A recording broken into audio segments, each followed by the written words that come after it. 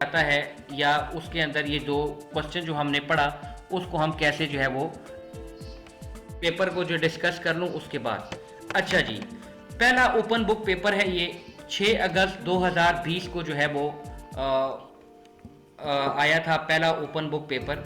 तो उसके अंदर जो है वो क्या चीज़ें थी वो सारी बातें मैं आपके साथ जो है वो डिस्कस करता हूँ। सबसे पहले ओपन बुक एग्ज़ाम को समझ लें कि ओपन बुक पेपर क्या चीज़ है। ओपन बुक पेपर आपके पास एक ऐसा एक नया वो इनिशिएटिव है निबोश की तरफ से कि आप वो डायरेक्टली, पहले ब्रिटिश काउंसिल के ज़रिए पेपर लेते थे, अब वो डायरेक्टली खुद जो है उनका डायरेक्ट इंटरेक्शन है स्टूडेंट के साथ, वो डायरेक्टली खुद पेपर लेते हैं।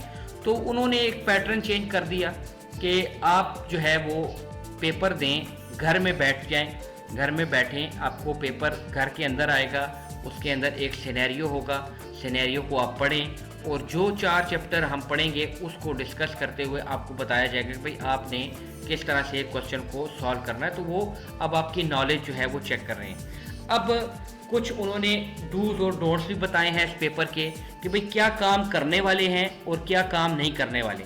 तो जब भी ये पहला ओपन बुक पेपर है, ये मैं आपके साथ शेयर भी करूंगा ग्रुप के अंदर, तो उसको पहले डिस्कस कर लेते हैं कि ये क्या है। तो पहला पेज के अंदर ना निबोश की गाइडलाइन लिखी होती हैं कि इस पेपर के अंदर आपने क्या करना है। 6 अगस्त 2020 को ये पेपर आया। पेपर में लिखा हुआ है कि ये ओपन बुक पेपर है, आपके ऊपर कोई इन्वेजिलेशन नहीं हो रही, आप किसी भी इंटरनेट सोर्स का इस्तेमाल करके, कोर्स नोट का इस्तेमाल करके, वेबसाइट का इस्तेमाल करके आप पेपर को सॉल्व कर सकते हैं। क्या चीज़ जो है वो आपके लिए जो है वो मुसीबत बन सकती है या डोंट्स कौन से हैं इस पेपर के, कि माल प्रैक्टिस इश्यूज जो है वो अगर आएगा तो आपके लिए सिवियर पेनल्टीज हैं। माल प्रैक्टिस नहीं करनी। वो माल प्रैक्टिस किस तरह से जो है वो आती है। एक, you must not collaborate with और कॉपिंग फ्रॉम अदर्स। सबसे पहली चीज़ क्या है कि आपने किसी से भी कोलैबोरेट नहीं करना। किसी से भी का मुराद है कि अपने जो कोलीग्स हैं या जो आपके साथ पेपर दे रहे हैं उनके साथ कंसल्ट नहीं करना। और दूसरी सबसे important cheese, cut and paste जो है वो अलाउ नहीं है कि भाई आपने इंटरनेट पे कोई चीज़ देखी, उठा के अपने पेपर में लिख दी। ये चीज़ आएगी माल प्रैक्टिस के अंदर और माल प्रैक्टिस का सेवियर पेनल्टीज हो सकती हैं, जो कि आपके पास कम से कम 5 साल का बैन है कि भाई आप 5 साल तक बैन हो सकते हैं। करना क्या है पेपर के अंदर, कहते हैं इंटरनेट का इस्तेमाल करें, कोर्स नोट का इस्तेमाल करें, बुक का इस्तेमाल करें, लेकिन लिखें अपने अल्फाज में। जो आपको समझ आती है उस हिसाब से उसको अपने अल्फाज में लिखने की कोशिश करें। अब पेपर लिखने का तरीका भी उन्होंने बताया है पहले गाइडलाइन के अंदर कि आप पेपर को सॉल्व कैसे कर सकते हैं। सबसे इंपॉर्टेंट चीज़ कि बहुत इश्यूज होते हैं तो उसको बचने के लिए क्या है कि वाइड राइटिंग टू लिटिल, कि भाई वो बंदा जो बिल्कुल छोटे छोटे पॉइंट लिखेगा उसको जो है वो मार्क्स नहीं दिए जाएंगे, ठीक है। और सिंगल वर्ड आंसर जो लिखेगा या लिस्ट बनाएगा उसको भी नंबर नहीं दिए जाएंगे। नंबर किस बंदे को जो है वो मिलेंगे, ऐसा बंदा जो correct technical point clearly demonstrate करेगा उसको एक नंबर जो है वो दिया जाएगा। अब क्लियरली डिमोस्ट्रेट पॉइंट का क्या मतलब है कि आपने बुलेट बनाया। फॉर एग्जांपल मैं आपसे पूछता हूँ कि भाई फाइनेंशियल कास्ट कौन कौन सी हैं, तो आपने बुलेट बनाकर उसको क्लियरली, जिस तरह फर्स्ट एड ट्रीटमेंट है तो फर्स्ट एड ट्रीटमेंट ये जो है शॉर्ट वर्ड हो गए या बहुत छोटा वर्ड आपने लिख दिया। अब इसको आपने बुलेट में कम से कम 15 से 20 वर्ड्स के अंदर अंदर लिखना है, तो इससे आपकी नॉलेज उनको समझ आएगी कि भी आपने क्या समझा है। ठीक हो गया। तो जो बंदा इस पॉइंट को इस तरह से लिखेगा कि उसके अंदर क्लियर डिमॉन्स्ट्रेशन होगी तो उसको एक पॉइंट जो है या एक मार्क मिलेगा, ठीक है। कि भाई जब आप पॉइंट ठीक लिखेंगे तो उसका मार्क मिलेगा आपको। अगर आपने छोटे छोटे पॉइंट लिखेंगे तो उसका कोई नंबर भी आपको एग्जामिनर की तरफ से नहीं दिया जाएगा। ये है गाइडलाइन। अब कुछ मजीद गाइडलाइन उन्होंने बताई हैं कि जब ओपन बुक पेपर होता है ना तो पूरे के पूरे पेपर के अंदर हमें सिर्फ और सिर्फ 3000 वर्ड्स लिखने होते हैं।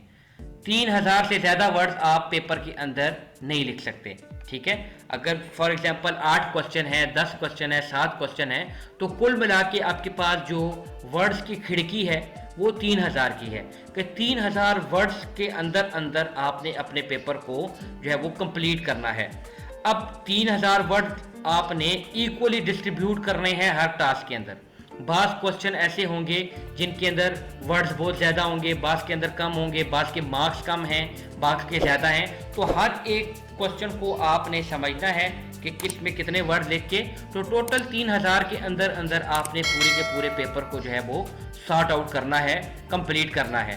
तो ये उन्होंने पहली जब भी पेपर आता है तो उसके अंदर जो है वो गाइडलाइन होती है, तो उसके अंदर ये बातें लिखी जाती हैं। आपको बताने का मकसद ये है कि आपको पता हो कि भाई पेपर के अंदर आपने क्या करना है, पेपर की इंफॉर्मेशन क्या है। अब पेपर के अंदर आता है जी सिनेरियो। अभी सिनेरियो को पढ़ेंगे, सिनेरियो क्या चीज़ है, और उसके अंदर जो आज की आपकी असाइनमेंट है उसको डिस्कस करेंगे। मैं क्विकली रीड करता हूँ और साथ साथ बताता हूँ कि भाई क्या हो रहा है, क्या करना है हमने। तो सिनेरियो है, सिनेरियो की सबसे मेन इंपॉर्टेंट बातें वो समझ लें क्या होती हैं कि सिनेरियो के अंदर किसी ऑर्गेनाइजेशन की इंफॉर्मेशन होती है, जो सेंटर पॉइंट होते हैं आप, और आपके अराउंड वो पूरी की पूरी ऑर्गेनाइजेशन की कहानी जो है वो घुमा रहे होते हैं। जब भी पेपर आता है उसके अंदर पहली लाइन के अंदर आपके बारे में इंफॉर्मेशन होती है। वो बंदा जो पेपर सॉल्व कर रहा है या आप लोग, आपके बारे में इंफॉर्मेशन होगी कि आप इस ऑर्गेनाइजेशन के अंदर क्या कर रहे हैं। आपको सेंटर पॉइंट बनाकर आपके अराउंड सारी की सारी बातें जो है वो आपको बताई जाएंगी। अब इस सिनेरियो को अगर आप पढ़ें तो पहली लाइन के अंदर आपके बारे में लिखा हुआ है कि आप एक नई जॉब की तरफ मूव हुए और आप किस चीज़ के लिए रिस्पॉन्सिबल हैं, हेल्थ एंड सेफ्टी के लिए एट लार्ज। अब कहाँ पर आप काम कर रहे हैं, एक बिजी रिटेल स्टोर के अंदर जो आउटस्कर्ट के अंदर जो है वो मौजूद है। आउटस्कर्ट कहते हैं कस्बे से दूर या शहर से ज़रा फासले के ऊपर, और वहाँ पर रोड जो हैं बहुत अच्छे हैं। अब ये स्टोर किस चीज़ का है, do it your self hardware goods, tool वगैरह बेचता है। तो आसान अल्फाज में किसी हार्डवेयर स्टोर के अंदर जो है वो आप क्या कर रहे हैं जी, काम कर रहे हैं। अब इनके पूरे जो है वो कंट्री के अंदर जो है वो 100 स्टोर्स हैं, और जिस इलाके के अंदर आप काम कर रहे हैं यहाँ पर उनके 10 स्टोर जो हैं वो पाए जाते हैं। अब इस स्टोर के मेन पार्ट जो है दुकान है, और इस स्टोर के बैक एंड पे जो है वो गोदाम वेयर हाउस है। दुकान के अंदर कस्टमर के देखने के लिए, ख़रीदने के लिए सामान रखा जाता है। सामान कौन सा है जी, टूल इक्विपमेंट और पेंट वगैरह जो है वो बेचा जाता है। जिस तरह की एक हार्डवेयर स्टोर है, हार्डवेयर की दुकान है, और पीछे उसका गोदाम मौजूद है। ठीक हो गया। अब ये जो गोदाम है इसके अंदर क्या होता है कि शेल्फ बने हुए हैं, रैक्स बने हुए हैं जहाँ पर सामान को जो है वो रखा जाता है। ठीक हो गया। और फोर्कलिफ्ट ट्रक का इस्तेमाल किया जाता है, जो डिलीवरी एरिया से सामान को फोर्कलिफ्ट ट्रक के जरिए जो है लेकर आते हैं वेयर हाउस के अंदर। अब जब दुकान बंद होती है तो गोदाम से सामान निकाल कर दोबारा उस शेल्फ को भरा जाता है दुकान के अंदर, जहाँ से लोगों ने, कस्टमर ने चीज़ें खरीदी और वो रैक खाली हो गया। तो जब दुकान बंद हो जाती है तो जो वर्कर्स हैं वो गोदाम से, वेयर हाउस से सामान उठाते हैं और उन जगहों के ऊपर दोबारा रीस्टॉक करते हैं जहाँ से सामान खरीदा जा चुका है। अब चूंकि आप नए नए यहाँ पर आए हैं तो आप ओवरऑल स्टोर मैनेजर और वेयर हाउस मैनेजर को क्या करते हैं जी, रिपोर्ट करते हैं। जितने भी हेल्थ एंड सेफ्टी के इश्यूज हैं वो वेयर हाउस मैनेजर को बताते हैं। अब वेयर हाउस के अंदर टोटल 20 लोग काम करते हैं, ठीक है, जो कि 12-12 घंटे की शिफ्ट के अंदर रोटेशन में काम करते हैं। 4 दिन छुट्टी पर होते हैं और 4 दिन काम कर रहे होते हैं। टोटल वर्क फोर्स है आपके पास 20। अब आपने क्योंकि नई जॉब स्टार्ट की है तो आप जैसे ही जो है वो जाते हैं वेयर हाउस के अंदर तो आपको हर जगह रूल ब्रेकिंग नज़र आ रही होती है। ठीक है, आप जैसे ही वेयर हाउस के अंदर गए आप देखते हैं रूल ब्रेकिंग किस किस्म की है कि अभी हमने पढ़ा कि जो वेयर हाउस है उसके अंदर जो है वो रैक्स बने हुए हैं। तो जैसे ही आप इंटर होते हैं तो आप देखते हैं रूल ब्रेकिंग है। रूल ब्रेकिंग किस किस्म की है कि जितना भी सामान है उनकी ढेरियाँ लगी हुई हैं। एजल्स का मतलब है ढेरियाँ लगाना, ठीक है, उसकी ढेरी लगी होती है जी रस्तों के अंदर। तो वो लोगों की जो चलने का रास्ता है उसके अंदर सामान बिखरा पड़ा है, उसकी ढेरियां लगी हुई हैं और रास्ते को बंद किया हुआ है। अब चूंकि वॉकवेज बंद हैं तो लोग जो है वो गाड़ी का रास्ता इस्तेमाल करना जो है उनके लिए मजबूरी हो जाती है, जिस पर फोर्कलिफ्ट ट्रक चल रहा होता है क्योंकि अपना रास्ता बंद है। तो इसी असना में वर्कर आपसे बात करते हैं कि भाई क्योंकि ये सामान जो है वो बिखरा पड़ा होता है तो इस वजह से लोग जो है वो फोर्कलिफ्ट ट्रक के रास्ते से जाते हैं और नियर मिसेस बहुत ज़्यादा होते हैं। फ्रीक्वेंट नियर मिसेस का मतलब है कि लोग बहुत दफ़ा बाल बाल बच जाते हैं। किस चीज़ से? फोर्कलिफ्ट ट्रक और वर्कर की आपस में कोलिजन होते होते बच जाती है, जिसके नतीजे में या कभी कभार वो प्रोडक्ट के साथ जो है वो कोलाइड करता है और स्पिलेजेस होती हैं। ठीक हो गया, क्योंकि हमने अभी पढ़ा कि इस ऑर्गेनाइजेशन के अंदर केमिकल भी है। तो ये जितनी बातें वर्कर आपको बताता है, आप रिकॉर्ड जब देखते हैं तो किसी भी चीज़ का आपको रिकॉर्ड नहीं मिल रहा होता। आप देखते हैं कि भाई वर्कर ने इतनी कंप्लेन की कि भाई हमारे पास जो है वो सामान बिखरा पड़ा हुआ है, रास्ते बंद हैं और नियर मिसेज हो रहे हैं। जो फोर्कलिफ्ट ट्रक है वो प्रोडक्ट के साथ जाकर कोलाइड करता है, सामान जो है वो रास्तों के अंदर बिखरा पड़ा होता है और स्पिलेजेस हो रही होती हैं। तो इन किसी भी चीज़ का आपको रिकॉर्ड नहीं मिल रहा। तो अब आप क्या करते हैं कि रिकॉर्ड रूम में है तो वहाँ पर आपको एक चीज़ मिली कि यहाँ पर ओवर द ईयर बहुत ज़्यादा इंजरीज रिकॉर्डेड हो रही हैं। इसका मतलब क्या है कि ये एक ऐसी ऑर्गेनाइजेशन है जिसके अंदर इंजरीज रेट बहुत ज़्यादा है, कि बार बार फ्रीक्वेंटली इंजरीज हो रही हैं। अब मोस्ट रिसेंटली आप रिकॉर्ड पढ़ रहे हैं और आपको पता चलता है कि कुछ दिनों में क्या हुआ था, एक एक्सीडेंट हुआ जिसके अंदर कोलिजन हुई एफएलटी की वर्कर के साथ। और जो एफएलटी का ड्राइवर है वो क्या है जी, बहुत ज़्यादा यंग है। ठीक हो गया। अब एक्सीडेंट हुआ कैसे? इन्वेस्टिगेशन रिपोर्ट आप पढ़ रहे हैं तो इन्वेस्टिगेशन पे पता चलता है कि एक्सीडेंट ऐसे हुआ कि ये जो यंग फोर्कलिफ्ट ट्रक ड्राइवर है इसने बहुत देर से ब्रेक दबाई। ब्रेक क्यों दबाई? क्योंकि वो अपने मोबाइल के साथ खेल रहा था और उसके सामने अचानक जो है वो वर्कर आ जाता है, तो वो बहुत ज़ोर से ब्रेक दबाता है और मोबाइल क्योंकि वो खेल रहा होता है तो ब्रेक थोड़ी लेट लगती है, तो वो जाकर फोर्कलिफ्ट ट्रक सामान में टकराता है और उसके ऊपर जो सामान पड़ा होता है वो वर्कर जो पास से गुजर रहा है उसके ऊपर गिरता है और उसकी इसी असना में उसकी लात जो क्या है जी वो टूट जाती है। ठीक हो गया। अब ये एक एक्सीडेंट हो गया जो कि आपने रिकॉर्ड रूम में जाकर पढ़ा। अब उसमें लिखा हुआ है कि उसको अर्जेंट हॉस्पिटल ट्रीटमेंट जो है वो देनी पड़ी। अब हम फाइनेंशियल कास्ट जो अभी हम पढ़ रहे थे उसकी तरफ आ रहे हैं कि अर्जेंट हॉस्पिटल ट्रीटमेंट देनी पड़ गई। जो अस्पताल था वो 8 किलोमीटर जो है उस एरिया से दूर है। ठीक है। वर्कर 6 हफ्तों के लिए काम से गैरहाज़िर है या उसको रिकवरी के लिए 6 हफ्ते लगेंगे। और जो इंजर्ड वर्कर है वो लीगल एडवाइस भी जो है वो सीकिंग लीगल एडवाइस कि वो चाहता है कि भाई मैं अब इनके ऊपर जो है लीगल एडवाइस लेने का सोच रहा है ताकि मुझे कंपनसेशन जो है मैं क्लेम कर सकूं। अब उसी दौरान आप पढ़ते हैं कि भाई वर्कर जो एब्सेंस है और टर्नओवर बहुत ज़्यादा है, कि लोग छुट्टियां भी बहुत करते हैं और काम छोड़कर भी बहुत ज़्यादा चले जाते हैं और इसका रेट बहुत ज़्यादा हाई है वेयर हाउस के अंदर। कोई हेल्थ एंड सेफ्टी का रिप्रेजेंटेटिव मौजूद नहीं है। वर्कर आपको ये भी बताता है कि इन्होंने काफ़ी दफ़ा मैनेजमेंट को कंप्लेन की, लेकिन मैनेजमेंट जो है वो वेयर हाउस के अंदर कभी कभार नज़र आती है, रोज़ाना नहीं, कभी रेयरली, बहुत रेयर है कि हम मैनेजमेंट को जो है वो देखते हैं ऑर्गेनाइजेशन के अंदर मौजूद है। और आपने किसी भी कंप्लेन का रिकॉर्ड जो है वो आपको ना मिला। अब आप क्या करते हैं, क्योंकि आप नई जॉब के अंदर हैं तो आप अपने रोल्स एंड रिस्पॉन्सिबिलिटीज़ को समझते हुए क्या करते हैं, ओवरऑल वेयर हाउस मैनेजर से जाकर बात करते हैं, उसे कन्विंस करने की कोशिश करते हैं कि भाई हमें कुछ करने की ज़रूरत है ताकि हेल्थ एंड सेफ्टी को इम्प्रूव किया जा सके वेयर हाउस के अंदर। ठीक हो गया। तो यू आर टोल्ड दैट, वो आपको बताता है भाई हमारे पास इस काम को करने के लिए कोई पैसा मौजूद नहीं है, अगर होता भी तो हम ये बहुत ज़्यादा डिस्टर्बेंस पैदा करता है। तो जो हमारे पहले चैप्टर अभी हमने पढ़ा उसका मेन मोटिव क्या है कि लोग क्यों हेल्थ एंड सेफ्टी को मैनेज नहीं करते। तो एक वो समझते हैं कि भाई इसमें पैसा बहुत ज़्यादा होता है, और दूसरी चीज़ कि ये बहुत ज़्यादा डिस्टर्बेंस पैदा करती है हेल्थ एंड सेफ्टी, तो इस वजह से हेल्थ एंड सेफ्टी को फॉलो नहीं किया जाता। तो इसी तरह मैनेजर का जो रवैया है वो भी यही है कि भाई हमारे पास इस काम को करने के लिए, इस काम से मुराद हेल्थ एंड सेफ्टी को जो है वो सॉल्व करने के लिए हमारे पास कोई भी पैसा मौजूद नहीं है। अगर होता भी तो इसमें बहुत ज़्यादा डिस्टर्बेंस जो है वो पैदा होती है। अब क्योंकि ये एक्सीडेंट हुआ, इस एक्सीडेंट के नतीजे में होता क्या है कि इन्फोर्समेंट एक्शन होता है। एक लेबर इंस्पेक्टर पुलिस वाला आ गया, पुलिस वाले ने एक्शन लिया, एक्शन लेकर उसने फॉर्मल आर्डर दिया।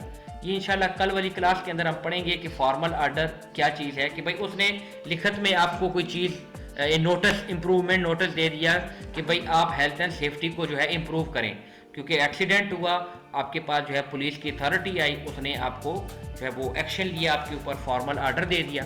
अब इंस्पेक्टर थिंक्स, अब इंस्पेक्टर भी जो है वो आपके हालात, इस वेयर हाउस के हालात देखकर क्या बताता है कि it is the only matter of time, कि बस ये वक्त की बात है कि दोबारा अगर कोई एक्सीडेंट हुआ तो कोई बंदा मोर सीरियसली इंजर्ड होगा या जो है वो मर जाएगा, जिस तरह के आपके हालात लग रहे हैं। ठीक है, वो क्या बताता है कि जिस तरह के आपके हालात हैं, मुझे लगता है, उसने खदशा जाहिर किया कि मुझे लगता है कि कोई बहुत ज़्यादा इंजर्ड या मौत का शिकार हो सकता है इस वेयर हाउस के अंदर।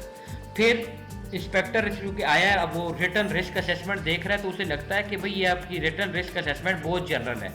ठीक है, तो रिस्क असेसमेंट जनरल है, इसके अंदर वो रिस्क मौजूद ही नहीं है जो एक्चुअली वेयर हाउस के अंदर होने चाहिए। कहीं से जिस तरह अपनी ज़बान में समझ लें, कहीं से गूगल से उठा के जिस तरह चिपका दी हो, उस तरह की रिस्क असेसमेंट जो है वो मौजूद है, जो वेयर हाउस से बिल्कुल मिलती जुलती नहीं है। तो इंस्पेक्टर जो है वो ये भी कहता है कि भाई आपको अपनी मैनेजमेंट सिस्टम ठीक करने की या अपने वेयर हाउस का सिस्टम ठीक करने की बहुत ज़्यादा ज़रूरत है। अब चूँकि आप नए नए हैं, आप उससे जो है पॉसिबल इम्प्रूवमेंट की बात करते हैं इंस्पेक्टर से। वो क्या है कि जो हेल्थ एंड सेफ्टी को कैसे इम्प्रूव करें, तो आपने एक सोल्यूशन पेश किया। सोल्यूशन क्या है कि ये जो फोर्कलिफ्ट ट्रक के रास्ते हैं और वर्कर्स हैं, इनके दरमियान बैरियर्स लगा दें और पेडेस्ट्रियन वॉकवेज को और गाड़ियों के रास्ते को अलग अलग कर दें। ठीक है, ये आपने पॉसिबल सोल्यूशन बताया कि इस हेल्थ एंड सेफ्टी को इस वेयर हाउस के अंदर इम्प्रूव ऐसे किया जा सकता है कि लोगों के रास्ते को और फोर व्हील ट्रक के रास्ते को सेग्रीगेट का क्या मतलब है, जुदा जुदा करना, कि इनको जुदा कर दिया जाए। In addition you tell the inspector that you will review health and safety performance internally and externally, और साथ में आप उसको बताते हैं कि मैं जो परफॉर्मेंस है उसके ऊपर भी इंटरनली और एक्सटर्नली जो है वो नज़र रखूंगा, ताकि कंपैरिजन पिछले साल से हो सके कि भाई पीछे क्या होता रहा है और नेक्स्ट क्या होता रहा है। ये पॉसिबल जो है वो सोल्यूशन आप पेश करते हैं, और यहाँ पर आपका सिनेरियो जो है वो टोटली एंड हो जाता है कि भाई एक ऐसी ऑर्गेनाइजेशन जो कि रिटेल स्टोर है, एक हार्डवेयर का स्टोर है, जिसके फ्रंट पे दुकान और बैक एंड पे गोदाम वेयर हाउस है, वहाँ पर आप नए नए जॉब कर रहे हैं। आप वहाँ पर देखते हैं कोई भी काम उनका सीधा नहीं है, रस्तों के अंदर सामान बिखरा पड़ा है, नियर मिस वहाँ पर हो रहे हैं, एक्सीडेंट वहाँ पर हाई है, लोग वहाँ से काम छोड़कर चले जाते हैं, मैनेजमेंट कभी कभार नज़र आती है, और कोई भी काम के लिए पैसा जो है वो मैनेजमेंट कहती है हमारे पास नहीं है, हेल्थ एंड सेफ्टी का बेड़ा गर्क हुआ है, एक्सीडेंट हो गया है, उसकी वजह से आपको फाइनेंशियली नुकसान भी हो रहा है, वो आपको बताया भी क्या है कुछ ना कुछ। तो इसी उसके अंदर ना इंस्पेक्टर आता है, वो आपसे बातचीत करता है, आप उसको एक सोल्यूशन पेश करते हैं। अब इसी सोल्यूशन के ऊपर आपका क्वेश्चन नंबर 1 जो है, जो आज की आपकी असाइनमेंट भी है, उसको हम पढ़ते हैं कि वो क्या है। आज की आपकी असाइनमेंट है तो उसको हम डिस्कस करते हैं। ये अभी हमने सिनेरियो पढ़ लिया, तो सिनेरियो के बाद आपके पास आते हैं क्वेश्चन। तो टास्क नंबर 1 है जो आज की आपकी असाइनमेंट है, और जो हमने फाइनेंशियल रीजन पढ़े हैं उससे मिलते जुलता है, तो वो जो टॉपिक है वो भी आपको समझ आ जाएगा, और पेपर में ये सवाल कैसे आता है उसके बारे में भी आपको पता चल जाएगा। 3 किस्म के क्वेश्चन आते हैं पेपर के अंदर। एक पेपर के अंदर क्वेश्चन आता है based on the scenario only, कि सिर्फ और सिर्फ सिनेरियो में से देख कर बताएं। तो जब आप आंसर करेंगे तो टोटली हेल्प जो आपने लेनी है वो सिनेरियो से होगी। एक क्वेश्चन इस किस्म का आता है जिसमें लिखा हुआ है you should support your answer where applicable using relevant information from scenario, कि भाई आप जो है वो सिनेरियो से भी हेल्प लें, इंटरनेट से भी हेल्प लें। ठीक हो गया, ताकि इस क्वेश्चन को आप सॉल्व कर सकें। क्वेश्चन क्या है, जरा गौर से सुनिएगा।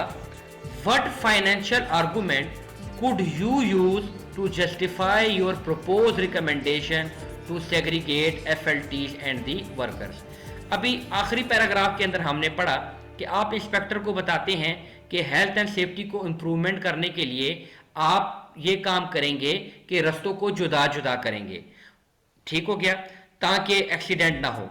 अब ऊपर उससे ऊपर वाले जो है वो हमने पैराग्राफ के अंदर ये पढ़ा कि आप वेयर हाउस मैनेजर को कन्विंस कर रहे हैं। तो ये क्वेश्चन बिल्कुल इसी तरह का है कि भाई आपकी मैनेजमेंट कहती है हमारे पास पैसा नहीं है, तो वो कौन से फाइनेंशियल आर्गूमेंट हैं जिसका इस्तेमाल करते हुए आप ये जस्टिफाई करेंगे कि हमें रस्तों को अलग अलग करना है, जो फोरलिफ्ट ट्रक का रास्ता है और वर्कर्स को हम आपस में क्या कर दें, जुदा कर दें, तो उससे ताकि हेल्थ एंड सेफ्टी इंप्रूव हो।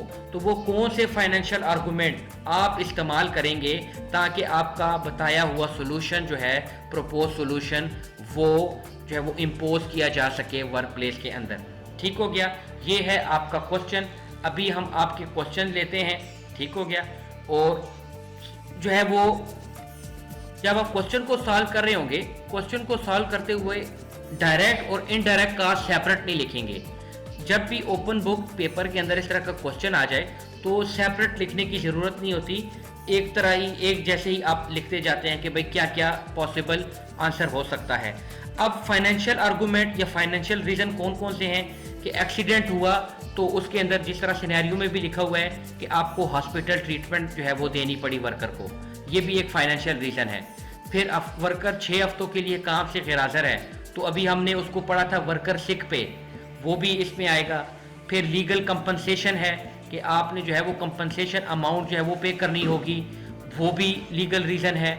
इसी तरह अभी आप पढ़ रहे हैं सिनेरियो के अंदर कि भाई जो कोलिजन होती है फोर्कलिफ्ट ट्रक की सामान के साथ, तो सामान ज़ाया होता है, तो अभी हमने फाइनेंशियल रीज़न के अंदर पढ़ा है कि जब कोई सामान ज़ाया होगा उसकी भी कास्ट किसके ऊपर पड़ेगी, एम्प्लॉयर के ऊपर, वो भी फाइनेंशियल आर्गूमेंट है। तो फाइनेंशियल रीज़न जो अभी हमने पढ़े हैं उसी को समझते हुए आपने इस क्वेश्चन का जो है वो आंसर करना है। अब ज़रूरी नहीं कि जो बुक के अंदर लिखे हैं सारे के सारे अप्लाई होते हों, तो कुछ अप्लाई होंगे, कुछ अप्लाई नहीं होंगे। टोटल 10 नंबर का ये क्वेश्चन है, तो कम से कम आपने इसके अंदर 10 पॉइंट तो कम से कम हर बंदे ने जो है वो लिखने हैं, और हर पॉइंट जो है वो कम से कम 20 वर्ड्स का होना चाहिए। अब 20 वर्ड कैसे लिखेंगे, यही आपके जो है वो इंग्लिश राइटिंग स्किल जो है वो टेस्ट होंगे कि भाई आपने एक वर्ड, अब जिस तरह फर्स्ट एड है, फर्स्ट एड ट्रीटमेंट है, या जिस तरह सिनेरियो के अंदर लिखा हुआ है कि आपने हॉस्पिटल ट्रीटमेंट उसको ज़रूरत पड़ी, इसको अब 20 वर्ड्स के अंदर लिखना है आपने। तो ये अब आपका जो है वो मेन टास्क है जिसको आपने सॉल्व करना है, सॉर्ट आउट करना है। ठीक हो गया जी। एक एक बंदा क्वेश्चन पूछता जाए, किसी को जो भी क्वेश्चन है वो पूछे ताकि बाकियों को भी उससे फायदा हो। जी सर, ये इंटरैक्ट वाले जी जी जी, मैं आपको बता रहा हूँ कि क्वेश्चन का जब आप आंसर करते हैं, अच्छा आंसर जो निबोश को जो है वो एक्सेप्टेबल है, वो हम कैसे लिख सकते हैं। अब सबसे पहले हमने ओपनिंग पैराग्राफ लिखना होता है। ओपनिंग पैराग्राफ कैसे होता है कि अब मैं बताता हूँ कि आई विल, ये लिखा क्यों नहीं जा रहा भाई,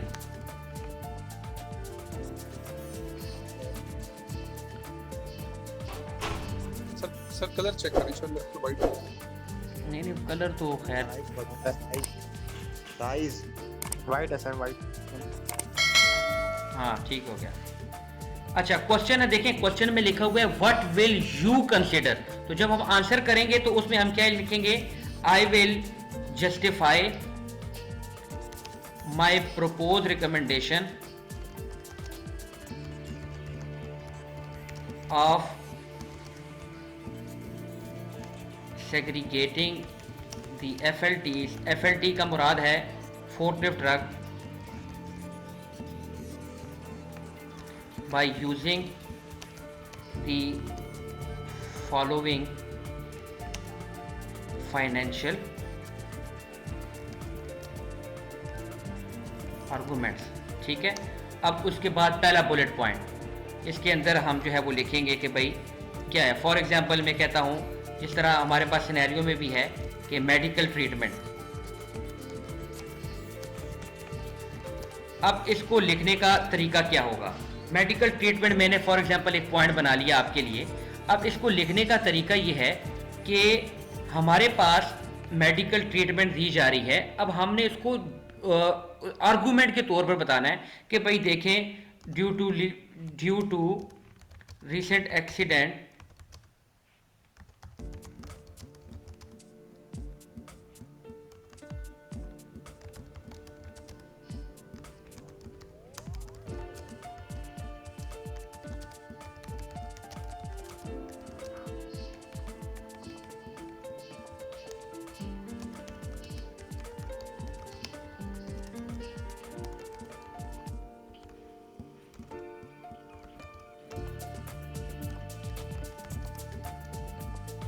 for the patient treatment and so.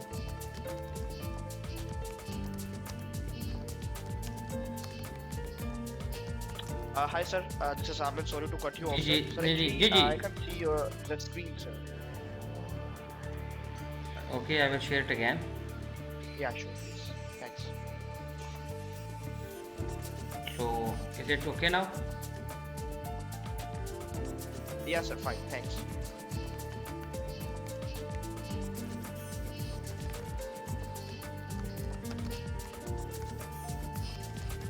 अच्छा जी, तो ये एक पॉइंट आपका जो है वो हाईलाइट हो गया कि भाई अब हमने जस्टिफाई करना है अपने आंसर को।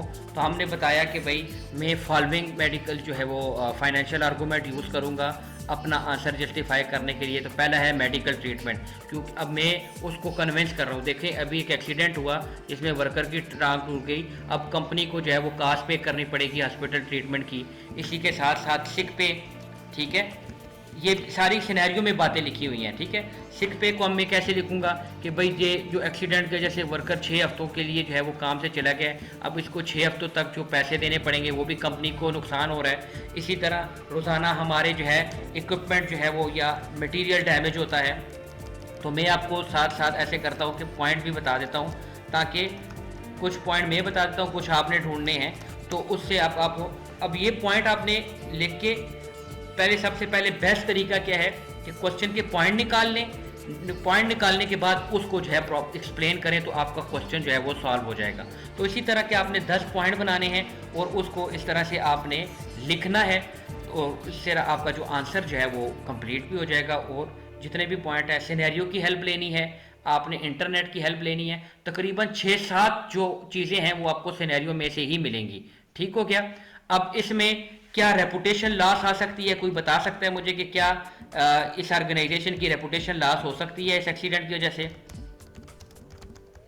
जी सर, रेपुटेशन कैसे कैसे कैसे नहीं कैसे? अब ये जी जी सर वो कह रहे थे ना मेडिकल, वो सॉरी वो केस करना का सोच रहा था कि वो रिक्लेम करे, अपने केस करे कंपनी को उस पे। Yes, exactly. I Reputation think, I खराब। believe, जी yeah. जी बिल्कुल, एक ये भी है, दूसरी मेन वजह भी है इसके अंदर।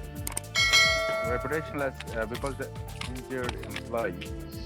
He will. Okay, I am sharing you the paper. वहां पर मैं आपको बताता हूं कि कहां पर रेपुटेशन लॉस हो सकती है। अब देखिए जरा, पहला पैराग्राफ पढ़ें, ये लाइन पढ़े जरा कि organization owns the store 100 store nationally and 10 in your area. कि अगर एक बंदे की 100 दुकानें हों या 100 ब्रांचेस हों, एक का नाम जाया होने से उसकी रेपुटेशन खराब नहीं होगी। जी समझ रहे हैं बात को? अब ये इंफॉर्मेशन सारी की सारी सिनेरियो में है। अब आपने इसको पढ़ना है, पहले आंसर के पॉइंट एक्सट्रैक्ट करके उसके ऊपर आपने लिखना है। ये टोटल ओपन बुक जो पेपर है वो आपका इस तरह से है। तो आपने पॉइंट बनाया, उसके ऊपर आपने जो है वो उसको थोड़ा सा एक्सप्लेन किया 15-18 वर्ड्स के अंदर, तो वो आपका पॉइंट क्लियरली डिमॉन्स्ट्रेट भी हो जाएगा, आपको उसका एक नंबर भी मिलेगा। और यही बेहतरीन तरीका है पेपर का जब आप सॉल्व करते हैं उसको। ठीक हो गया? तो अभी आपका मेन अब टास्क क्या है, क्योंकि मैंने आपके साथ शेयर भी कर दिया कि आंसर को अब आपने किस तरह से लिखना है। तो उसके अंदर 2 तरीके होते हैं। बाज़ लोग ऐसे होते हैं जिनको फॉर एग्जांपल ये नहीं मिल रहा, क्या कहते हैं उसको, हेडिंग नहीं बन रही उनसे। अब उन्होंने कोई चीज़ लिखी ना, अब यहाँ पर फाइनेंशियल आर्गूमेंट क्या है, हॉस्पिटल ट्रीटमेंट, उसको उन्होंने बोल्ड कर दिया। अगर उनको पॉइंट नहीं मिल रहा, पूरा वर्ड लिख के जो मेन बात है उसको बोल्ड कर दें, ताकि आपको पता चले कि भाई कौन सी चीज़ें हम जो है वो हाईलाइट कर रहे हैं। अब यहाँ पर फाइनेंशियल आर्गूमेंट है, जो भी फाइनेंशियल आर्गूमेंट का पॉइंट होगा उसको आप हाईलाइट कर सकते हैं। अगर आपसे जो है वो नहीं बन रही, क्या कहते हैं, हेडिंग नहीं बन रही, अगर हेडिंग बन रही है तो it is well and good, नहीं बन रही तो उसका दूसरा अल्टरनेटिव ये है कि मेन जो बात है उसको आपने क्या कर देना है, बोल्ड कर देना है। ठीक हो गया, ये आज का आपका टास्क है, ये आपने जो है वो कंप्लीट करना है। लिखने का तरीका भी बताया, क्वेश्चन क्या कह रहा है उसका भी मैंने समझा दिया है आपको, और इसका जो रिकॉर्डेड लेक्चर है वो भी इंशाल्लाह आपको थोड़ी देर के अंदर वो आपके ग्रुप के अंदर जो